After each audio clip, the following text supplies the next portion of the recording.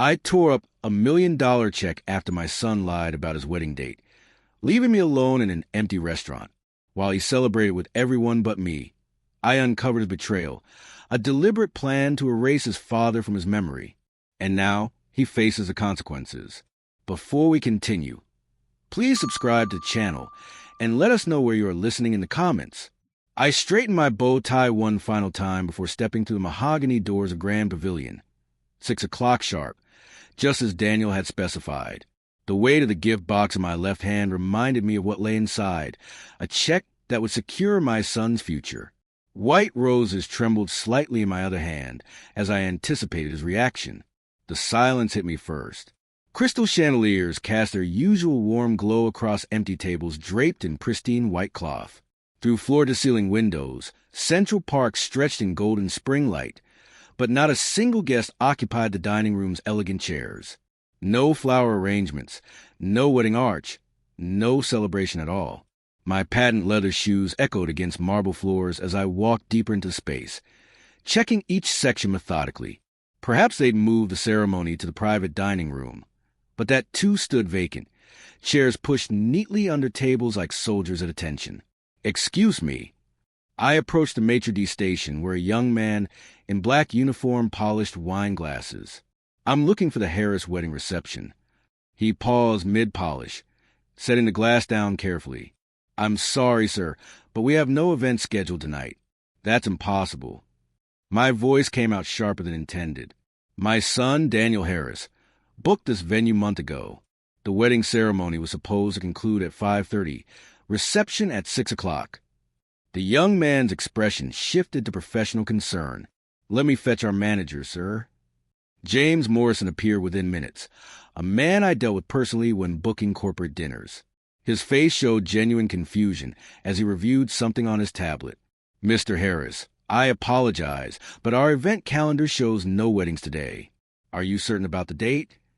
I pulled the heavy invitation from my inside jacket pocket, unfolding the cream paper with embossed gold lettering. Every detail appeared exactly as I remembered. Saturday, April 26, 2025, 6 o'clock in the evening. The Grand Pavilion, Manhattan. "Everything's correct," I said, holding the invitation toward him. "Daniel told me 6 o'clock sharp." Morrison studied the invitation, his forehead creasing. "This is quite puzzling, Mr. Harris. Perhaps there was a venue change or a scheduling error." The gift box suddenly felt heavier in my grip. I'd never been late to anything important in my 68 years. Linda used to joke that I arrived early for my own birth. Daniel knew this about me. He'd always known. "Could you double-check your system?" My throat felt dry despite the restaurant's perfect climate control. Morrison nodded, disappearing behind the host station. I stood there in my formal attire, surrounded by empty elegance, while Manhattan's Saturday evening hummed beyond the windows. Other families were probably gathering around dinner tables right now, sharing stories and laughter.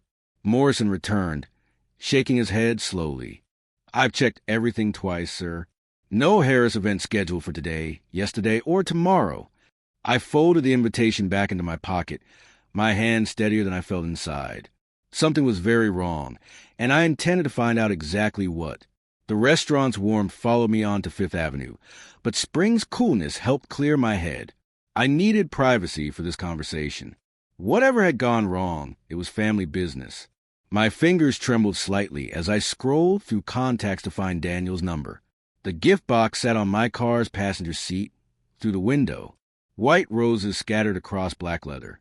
Everything I had prepared for this moment, waiting and used. The phone rang 3 times before his voice came through, casual and distracted. "Hey, Dad. What's up?" "Daniel, where are you?" "I'm standing outside the Grand Pavilion, and there's absolutely nobody here." I paced the narrow space between parked cars, formal shoes clicking against asphalt. "Oh," a pause, then incredibly, "the wedding was yesterday, Dad. Sorry you missed it." I stopped walking. "What do you mean yesterday?" "Friday night. Beautiful ceremony. Really, Emily looked amazing." His tone carried no urgency, no concern that his father had apparently missed his only son's wedding. "How can it be yesterday?" My voice rose despite my efforts at control. I have the invitation right here. Saturday, April 26. Listen, I don't know what happened with the invitations. Maybe a printing error. These things happen with wedding vendors. A printing error. 40 years in business had taught me to recognize lies. And my son had just told me a spectacular one. Daniel, don't hang up. Explain this to me right now. Dad, I'm actually in the middle of something here. Can I call you back later tonight, or maybe tomorrow? The casualness in his voice cut deeper than anger could have. This wasn't panic about a misinvitation or guilt over a genuine mistake. This was dismissal. 500 people received correct invitations for yesterday, but mine alone had the wrong date. Look, it's complicated. Wedding planning is stressful. Things get mixed up. Nothing gets mixed up when it matters. Daniel, you know that about me. Silence stretched between us, filled only by Manhattan traffic and my own controlled breathing. Through the restaurant's windows, I could see Morrison still standing at his station, probably wondering about the confused old man in the tuxedo. Dad, I really need to go. Emily's family is here, and Emily's family knew the correct date. Another pause. When Daniel spoke again, his voice had hardened slightly. I don't know what you wanted to say. The wedding happened. It was perfect. I'm sorry there was confusion with your invitation. Confusion? I repeated the word carefully, tasting its insufficiency. I'll call you tomorrow. Okay, we'll figure this out then. The line went dead.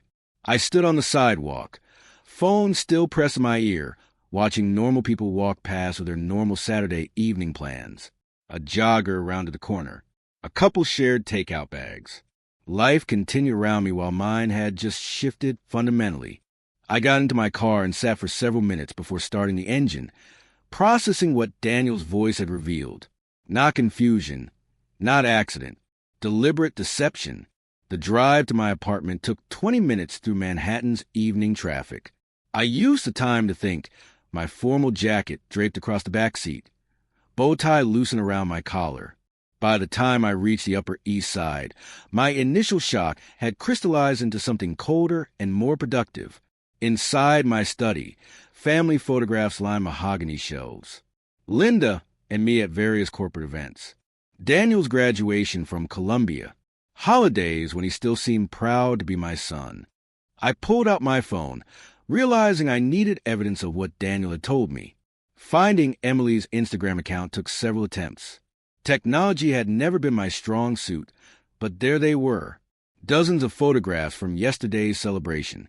The Grand Pavilion dining room I just left empty, filled with flowers and laughter. Emily in an ivory gown that probably cost more than most people's cars. Daniel in his tuxedo beaming beside the wedding cake I'd helped pay for. I scrolled through faces I recognized. Tom Brewster from the Chamber of Commerce. Sarah Whitfield from the Country Club. My own lawyer, Marcus Drummond, raising a champagne toast. Every single person in those photographs had received the correct date for my son's wedding. Every person except his father. The gift box sat where I had placed it on my desk, ribbons slightly crushed from the evening's events. I unwrapped it slowly, revealing the leather portfolio containing my wedding present. A cashier's check for $1 million. Daniel's startup capital. His freedom from the student loans that still burdened his generation. His ticket to independence. Independence. That was what this was really about. I held the check up to the desk lamplight, examining the careful calligraphy of the amount. $1,100,000. Money I'd earned building Harris Properties from nothing, growing it into Manhattan's most respected real estate firm. Money Daniel had always expected, but never quite appreciated. The phone buzzed with a text message. Sorry about the confusion tonight, Dad. Let's grab lunch next week and catch up. Catch up. As if his wedding was equivalent to missing a baseball game. I walked to the window overlooking Central Park, where families were finishing their Saturday evening activities. Children played on distant playgrounds, while parents watched protectively. Some of those parents had probably attended Daniel's wedding yesterday, maybe wondering where the groom's father had gone. The answer was simple. Daniel was ashamed of me, my rough edges, my direct manner, my old-school approach to business. None of it fit the polished image he'd cultivated for his media agency.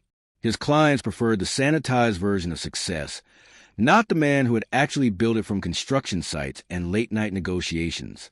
I returned to my desk and set the check down carefully. $1 million represented months of careful financial planning, the liquidation of certain investments, the deliberate structuring of what I had intended as the most generous wedding gift a father could give. Daniel had wanted my money, but not my presence. The photographs on my shelves seemed different now. Not memories of a proud father and son, but documentation of a relationship that had apparently ended without my knowledge. Linda's absence felt heavier in the silence. She would have known how to handle this. We have found a way to bridge whatever gap had grown between Daniel and me. But Linda was gone, and I was alone with the truth my son had worked so carefully to avoid telling me directly. I picked up the check one final time, studying my own signature authorizing the funds. If Daniel wanted to pretend his father didn't exist, perhaps it was time to show him what that actually meant. The decision settled over me like a familiar coat, comfortable, necessary, and perfectly fitted to the man I'd always been. Back in my study, I placed the check on my desk bladder and stared at it for a long moment. $1 million, the same amount Linda and I had saved for Daniel's future when he was still young enough to hug his father without embarrassment. I walked to the kitchen and selected a bottle of Macallan 25, Linda's last Christmas gift to me. The crystal tumbler caught the desk lamp's light as I poured 2 fingers of scotch and returned to my chair. To new beginnings, I said aloud to Linda's photograph on the bookshelf. Her smile remained unchanged, captured at Daniel's high school graduation, when we'd both been so proud of our accomplished son. I picked up the check again. The paper felt substantial between my fingers. Bank grade stock that represented 40 years of building something meaningful. Daniel had expected this money. Counted on it probably. His casual dismissal on the phone suggested he believed he'd weather any temporary displeasure from his father. That was his first mistake. I tore the check slowly, deliberately, starting from one corner and working across. The sound was surprisingly satisfying, a crisp snap that echoed in the quiet room. I continued until the pieces were too small to reconstruct, then gathered them into the original envelope. The scotch burned slightly as I drank, but it sharpened my focus rather than dulling it. I pulled out the photo albums Linda had meticulously maintained, finding pictures of Daniel as a child. There he was at 8 years old, wearing my old construction helmet at a building site. At 12, helping me review blueprints in the same study. At 16, telling his friends how his father built Manhattan, when had that pride turned to shame. I closed the album and moved to my filing cabinet, retrieving the folder labeled Daniel Business Records. As his father and financial mentor, I'd helped establish his agency, guaranteed his initial loans, provided business connections that formed his client base. Everything I'd done to launch his career had been done with love and pride. Now those same records would serve a different purpose. My laptop hummed to life as I began downloading financial documents I'd previously ignored. Bank statements, tax filings, client contracts, all the paperwork Daniel had asked me to review when I had time. I had trusted him completely, never questioning his business practices or examining details too closely. Trust, another mistake I wouldn't repeat. The evening stretched ahead of me, and for the first time since receiving that wedding invitation, I felt completely clear about what needed to happen next. Daniel had made his choice about our relationship when he decided I wasn't suitable for his important day. Tomorrow, I would begin making choices about his. My alarm hadn't been necessary. I'd been awake since 5, sitting at my kitchen table with coffee and a legal pad, organizing questions that needed answers. By 9:30, I was dressed and driving toward my Wall Street office through Manhattan's quiet Sunday streets. The Harris Properties building stood empty except for weekend security. I nodded to Miguel at the front desk and took the elevator to my private floor where floor-to-ceiling windows offered an unobstructed view of the financial district. I started with my Rolodex, an old-fashioned tool that served me well through decades of deals. John Weiler answered on the second ring, his voice cautious when he realized who was calling. "John, I need to ask you something confidential. Did you attend my son's wedding yesterday?" "Rob." The pause stretched uncomfortably. "I thought you knew about the change." "What change?" Daniel mentioned you were dealing with health issues and couldn't attend. Something about doctor's orders. I set down my pen carefully. I've never felt better in my life. Christ, Rob. He said the family thought it would be better to keep things small this time, more intimate without the older generation there. The older generation. Translation, without me. I thanked John and immediately dialed Sarah Mitchell, who'd catered several Harris Properties events. Her voice brightened when she recognized mine, then faltered as my questions continued. Beautiful ceremony, she confirmed. Daniel specifically requested elegant but exclusive. He mentioned wanting to protect family privacy. How many guests? About 200. Lovely crowd, very sophisticated. 200 people at an intimate ceremony that somehow excluded the groom's father. I made notes in my journal, tracking each conversation, building a picture of systematic deception. Marcus Drummond, my own attorney, had the decency to sound guilty. Daniel approached me directly. Rob said there were family complications and asked if I could attend as a family friend rather than your representative. What exactly did he tell you about these complications? That you'd had disagreements about the wedding style? That Emily's family preferred a more contemporary approach. Contemporary, code for embarrassed by the old man's traditional values. By noon, I'd spoken with 8 people who had attended my son's wedding. Each had received a different explanation for my absence, but the pattern was clear. Daniel had spent weeks crafting stories to exclude me while preserving his relationships with my business connections. The final call went to Robert Chun, whose architectural firm had designed Daniel's agency offices. Robert, did Daniel seem stressed about family issues at the wedding? Actually, no. He seemed relieved, if anything, like a weight had been lifted. Emily looked radiant, too. They both seemed very happy with how everything turned out. Relieved. My absence had relieved my son. I sat back in my leather chair, surrounded by the awards and photographs that documented my business career. 40 years of building relationships, creating opportunities, establishing the foundation that had made Daniel's success possible. He'd used those connections to celebrate without me, convincing my own associates that I was the problem. The afternoon sun shifted across my desk as I opened my laptop and began a different kind of investigation. Daniel's business operated in a world of contracts and invoices, tax filings, and financial reports. Everything left traces. It was time to follow those traces and discover exactly what my son had been hiding. Monday morning brought purpose. I arrived at the office early and spent an hour preparing before my advisors arrived. By 2 o'clock, Michael Rodriguez and Sam Laban sat across from my conference table, surrounded by documents I'd gathered throughout the weekend. Gentlemen, I need a comprehensive review of my family's business arrangements.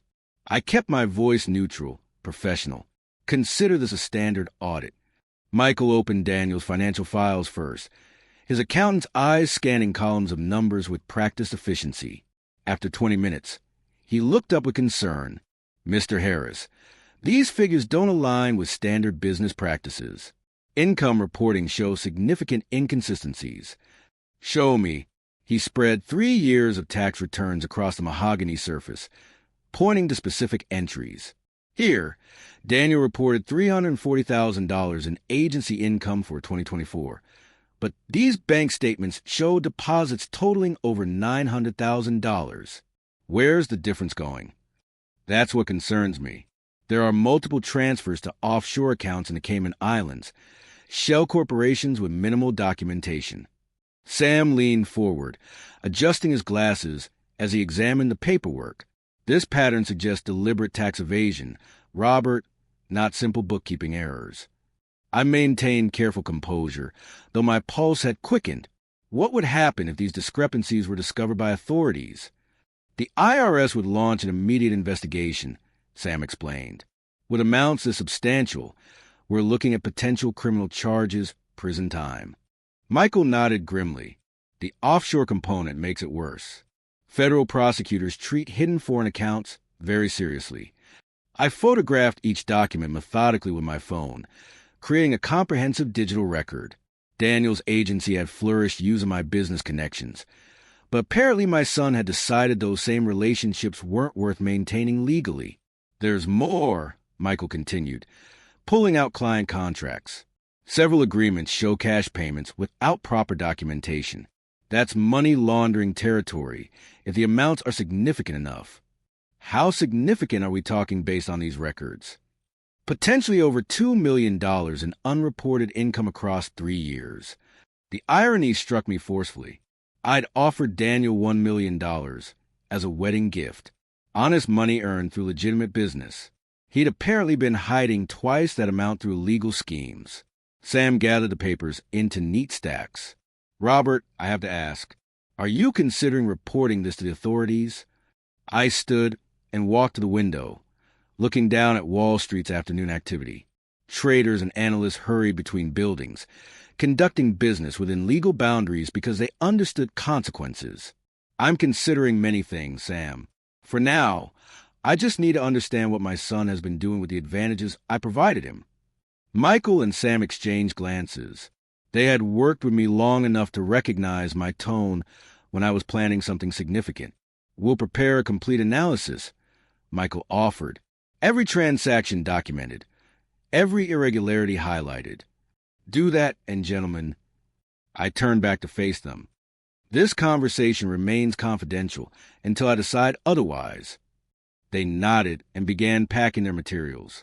After they left, I sat alone with the evidence spread before me, understanding that Daniel had handed me something more valuable than hurt feelings. Tuesday morning, I called Daniel's office and spoke to his assistant with perfect calm. Please tell Daniel his father would like to discuss our misunderstanding over dinner tonight, 7:30, at Bella in the Village. I chose the restaurant deliberately, the same place where I had taken him for birthday dinners when he was young enough to order chicken fingers without shame. The irony felt appropriate. Daniel arrived 15 minutes late, scanning the intimate dining room nervously before spotting me in the corner booth. His suit was expensive but wrinkled, his tie slightly askew. The confident son from the Instagram photos had been replaced by someone who looked like he hadn't slept well. Dad. He slid into the seat across from me, attempting a smile that didn't reach his eyes. Thanks for calling. I've been hoping we could talk. Have you? I signaled the waiter and ordered a bottle of Burlo, Daniel's favorite wine from our previous dinners here. I thought you might be too busy with honeymoon plans. About the wedding. There were complications with the venue scheduling. Emily's family had strong preferences about timing. Stop. I kept my voice level, almost gentle. We both know better than that. The wine arrived, providing a momentary distraction as our waiter performed the tasting ritual. Daniel's hands trembled slightly as he picked up his glass, and I noticed he didn't actually drink from it. I brought you something, I continued, retrieving the envelope from my jacket pocket. A wedding present. His face brightened with relief and greed. Dad, you didn't need to. I opened the envelope carefully and emptied its contents onto the white tablecloth between us. Dozens of paper fragments scattered like confetti across the surface, some pieces small enough to flutter in the restaurant's air conditioning. Daniel stared at the debris, his expression shifting from confusion to recognition to horror as he realized what he was seeing. This was your wedding gift, I explained quietly. A cashier's check for $1 million. I destroyed it Saturday night. You're insane. The words came out strangled, barely above a whisper. That money I needed. You needed many things, Daniel. My respect, my trust, my presence at your wedding. I leaned back against a leather banquette, completely relaxed while he struggled to process what he'd lost. Instead, you chose embarrassment. He lunged forward, trying to gather the pieces with both hands. This is fixable. Banks can reissue. I calmly moved the envelope beyond his reach. No, they can't. I specifically requested non-replaceable status. You destroyed $1 million out of spite. I destroyed the illusion that you deserve what you never earned. I finished my wine while he sat frozen, fragments of his inheritance still clinging to his fingers. Starting tomorrow, Daniel, you'll discover what independence actually costs. You'll regret this, old man. I don't need your money anymore. We'll see about that. He stood abruptly, knocking his chair backward. Other diners turned to watch as he stormed toward the exit. leaving me alone with the scattered remains of his future. I signaled for the check and waited patiently, already anticipating tomorrow's phone calls. Wednesday morning found me in my office by 7, 2 hours before my secretary typically arrived. I used the quiet time to organize paperwork and prepare for what will be the most important business day of my week. Judith Green appeared at 9 sharp, coffee in hand, and already reviewing my calendar. "Good morning, Mr. Harris. Your appointment with First National is confirmed for 10 o'clock. Perfect. And Judith, I'll be unavailable for all calls from Daniel Harris indefinitely. Refer him to my voicemail." Her eyebrows rose slightly, but she simply nodded. 40 years of working together had taught her not to question my business decisions. Peter Adams welcomed me into the bank's executive conference room at precisely 10 o'clock. We'd done business together since the 80s when I was still borrowing money to buy my first properties instead of depositing millions from their sale. "Peter, I'm here to revoke all personal guarantees on Harris Media Solutions accounts." I slid the paperwork across the polished table, documents my lawyer, Sam Levin, had prepared overnight. Peter examined the forms carefully. "Robert, this represents a $2 million credit facility. Your son's business depends on this line. I'm aware of the implications. This could force his agency into bankruptcy within weeks. Are you certain about this decision?" "Completely certain." I signed the documents while Peter watched, his expression troubled but professional. "How quickly can you implement the revocation?" "We'll notify Harris Media by noon today. The credit freeze will be effective immediately." I stood and shook his hand. "Thank you, Peter. This is strictly business, nothing personal." Back at my office, Judith intercepted me before I reached my suite. "Mr. Harris, Daniel has called 6 times since you left. He sounds quite agitated." "I'll bet he does. What did you tell him?" "That you're in meetings to the end of the week as instructed." My phone began ringing as we spoke. Judith glanced at the display and shook her head. "That's him again. Let it go to voicemail." I spent the afternoon reviewing real estate portfolios, conducting normal business, while Daniel's world imploded 20 blocks south. Each call from his number went unanswered. Each voicemail remained unheard. By 5 o'clock, Judith reported 19 attempted contacts. The last message was quite heated. She mentioned diplomatically, "Should I transcribe it?" "No need. I can imagine the content." As Manhattan's business day wound down around us, I walked to my window and looked out at the financial district. Somewhere in that maze of glass and steel, my son was probably discovering that independence carried a price tag he couldn't afford. Tomorrow would bring the next phase of his education. The federal building security checkpoint took longer than expected Thursday morning. Metal detectors, x-ray machines, and guards who treated every visitor like a potential threat. I carried only my briefcase and identification, but the inspection process still consumed 15 minutes. Inspector Mark Thompson's office occupied the 15th floor, overlooking the East River through reinforced windows. Government-issued furniture and fluorescent lighting created an atmosphere of institutional authority that perfectly suited my purposes. "Mr. Harris, your call yesterday mentioned tax irregularities." Thompson gestured the chair across from his metal desk, where a stack of blank forms waited. "I have documented evidence of systematic tax evasion." I opened my briefcase and began arranging documents in chronological order, creating a timeline of Daniel's financial crimes. These records span 3 years of deliberate fraud. Thompson examined the bank statements first, his trained eye immediately catching the discrepancies Michael had identified. "These deposit amounts don't match the reported business income. Not even close. My son has been routing money through Cayman Islands corporations, avoiding approximately 60% of his tax obligations." "You understand you're reporting your own family member?" "I'm reporting criminal activity that happens to involve a family member. I maintain eye contact, letting him see my resolve. Personal relationships don't excuse fraud." Thompson spent 40 minutes reviewing every document, occasionally making notes on a yellow legal pad. The evidence Michael and Sam had helped me organize told a clear story of deliberate deception, false business expenses, hidden client payments, and offshore accounts designed to conceal income. "This is substantial," he finally said. We'll begin immediate investigation procedures. What's your timeline for cases as well documented? We'll have agents at Harris Media Solutions by Monday morning. Bank records will be subpoenaed. Accounts frozen pending investigation. I signed the formal complaint and provided my contact information as a cooperating witness. The paperwork felt oddly satisfying.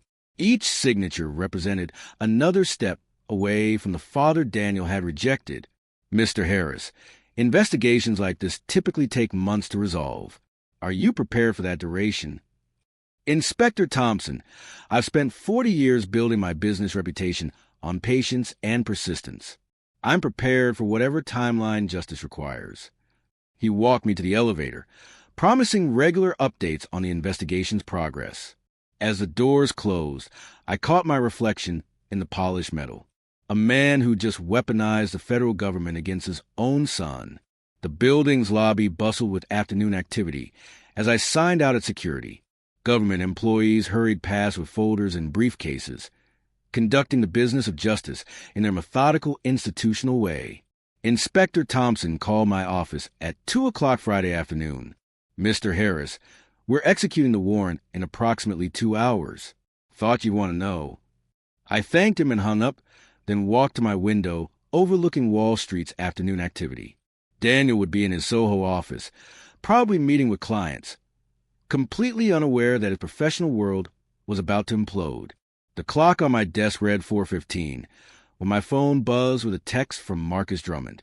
Robert, there are federal agents at Daniel's office. Thought you should know. I poured myself coffee and waited. At Harris Media Solutions, according to later reports, the raid began during Daniel's presentation to a celebrity client.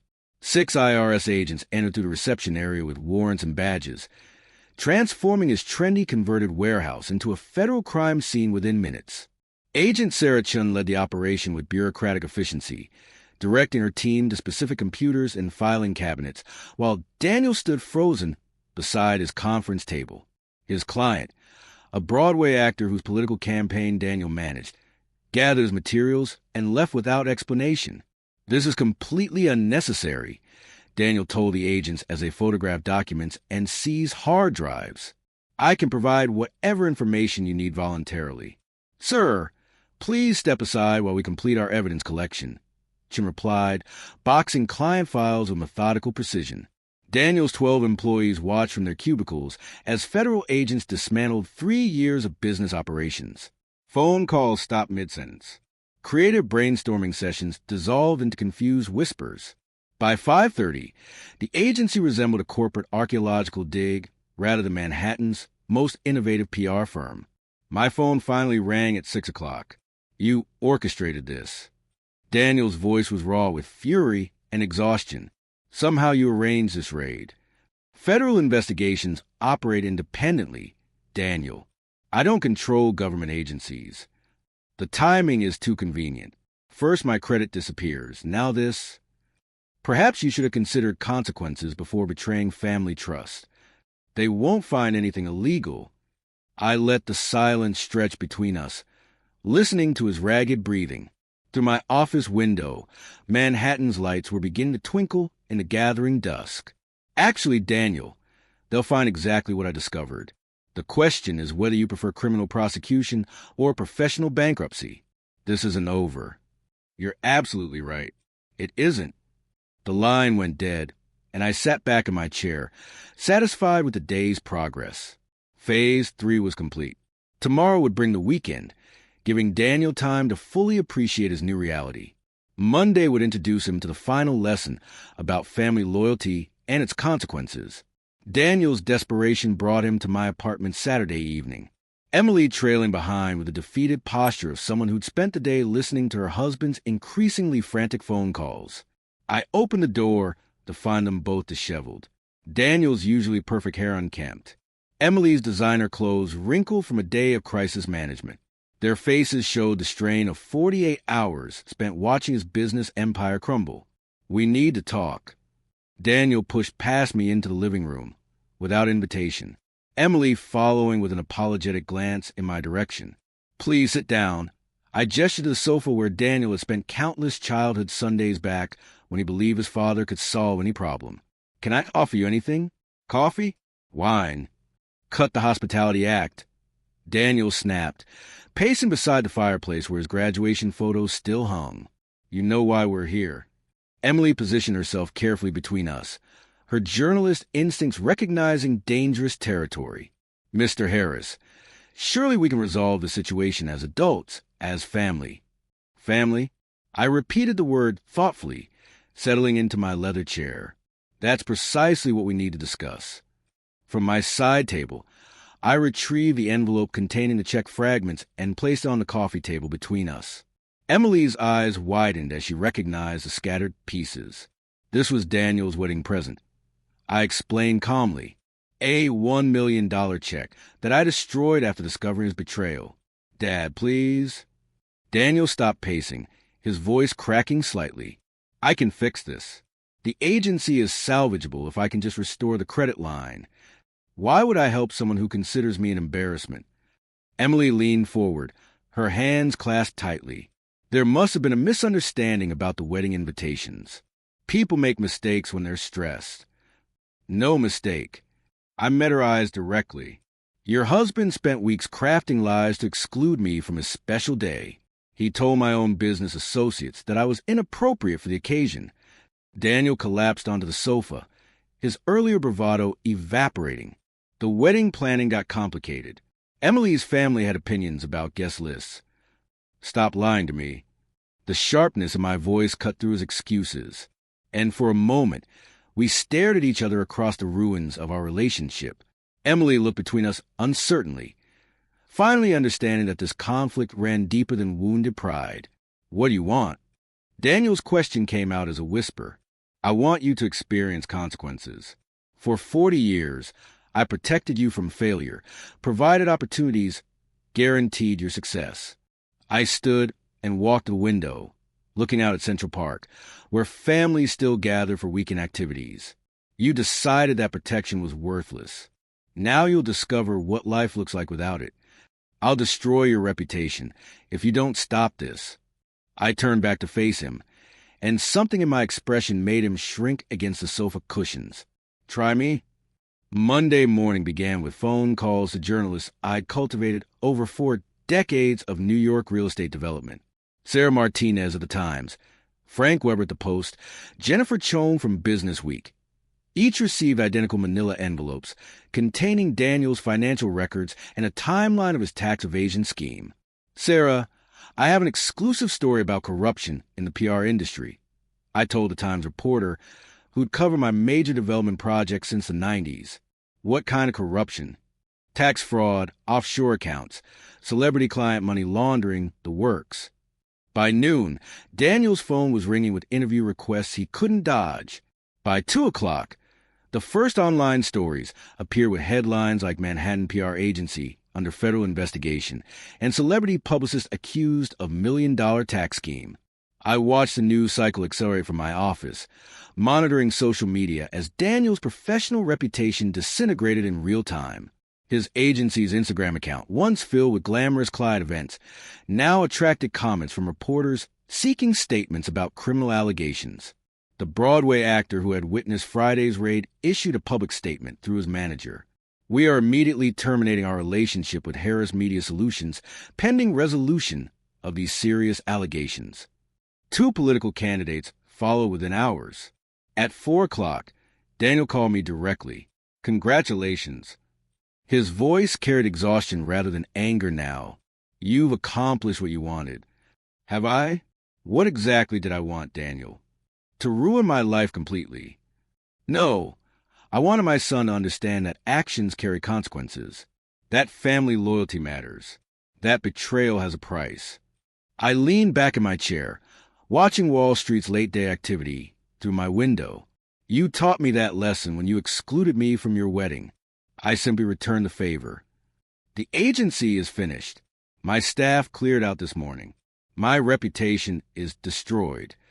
Then you'll have plenty of time to think about what you lost when you decided I wasn't worthy of your important day. A silence stretched between us, filled with the weight of 40 years of relationship damage that couldn't be undone with apologies or explanations. Will you ever forgive me?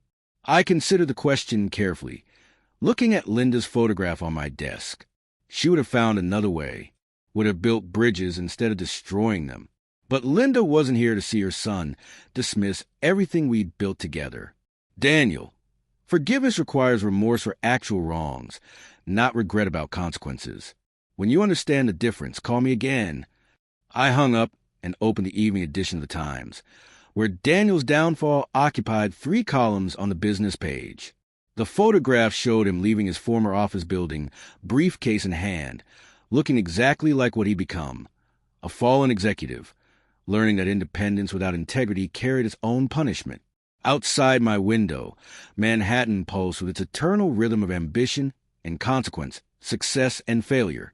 40 years of building my empire had taught me that both outcomes required careful planning and flawless execution. I just provided my son with a masterclass in both. If you like this story, please like this video, subscribe to the channel, and share your impressions of this story in the comments. Thank you for watching.